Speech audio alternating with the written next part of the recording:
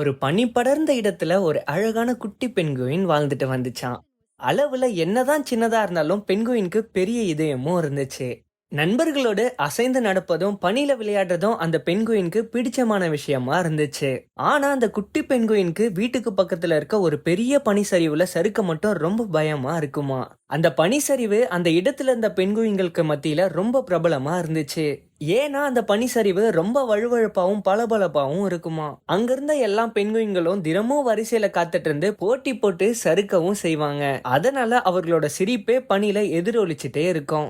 இந்த குட்டி பெண்குயின் எப்பவும் விளையாட்ட பாக்குறத மட்டுமே விரும்பும். தன்னோட முறை எப்போலாம் வருதோ அப்போலாம் இதயமே படபடப்பாவும் இருக்குமா.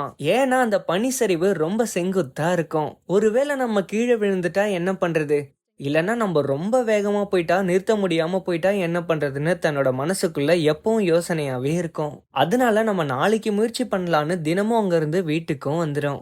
ஆனா குட்டி பெண்குயினோட நெருங்கிய நண்பன் அங்க இருப்பவங்களை விட ரொம்ப வேகமா இருந்தான். அவன் எப்பவும் குட்டி பெண்குயினை முயற்சி பண்ண சொல்லி உற்சாகம் அளிச்சுட்டே இருப்பான். வா, இது ரொம்ப வேடிக்கையா இருக்கும், நீ முயற்சி பண்ணி பாரு, உன்னால முடியும்னு ஒரு ஒரு நாளும் பெரிய புன்னகையோட சொல்லிட்டே இருப்பான். அதுக்கு குட்டி பெண்குயினோ தலை அசைச்சுட்டே, இன்னைக்கு நான் தயாரா இல்ல, நான் இன்னொரு நாள் முயற்சி பண்றேன்னு பதிலும் அளிக்கும். அப்படி ஒரு நாள் மாலை பொழுது வேளையில தன்னோட நண்பர்கள்லாம் சரிவுல இருந்து சரிக்கிறத குட்டி பெண்குயின் கவனிச்சுச்சு. மற்றவர்கள் போல நானும் தைரியமா இருக்கணும்னு நினைக்கவும் செஞ்சுச்சு. அப்போ அங்க வந்த அந்த கூட்டத்தோட வயதான தாத்தா பெண்குயின் நம்ம குட்டி பெண்குயினை பார்த்து, நீ மட்டும் ஏன் சோகமா இருக்கன்னு கேட்டாரு. எனக்கு அந்த சரிவுல சறுக்க ரொம்ப பயமா இருக்குன்னு பதிலும் அளிச்சுச்சு. அதுக்கு தாத்தா பெண்குயினும், பயப்படுறது தப்பு இல்ல, ஆனா சில சமயம் உன்னோட பயத்தை நீ தோற்கடிக்க ஒரே வழி அதை நீ நேருக்கு நேர் சந்திக்கிறது தான் சொன்னாரு. இதை கேட்டு இரவு முழுக்க நம்ம குட்டி பெண்குயின் யோசனையிலே இருந்துச்சு.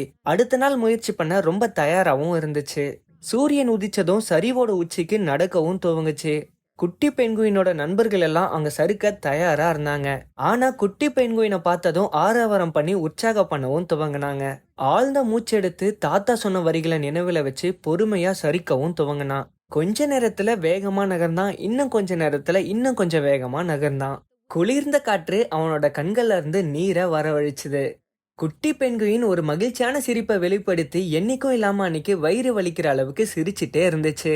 அன்னையில இருந்து குட்டி பெண்குயின் சரிவோட முதல் வரிசையில நிற்பான், தினமும் சறுக்கவும் செய்வான். அதோட மட்டும் இல்லாம தன்னோட நண்பர்கள் போல சுத்தி சுத்தியும் நகர்வான். அன்னையில இருந்து குட்டி பெண்குயின் ஒருபோதும் பயம் தன்னை தடுக்க அனுமதிக்கவே இல்ல.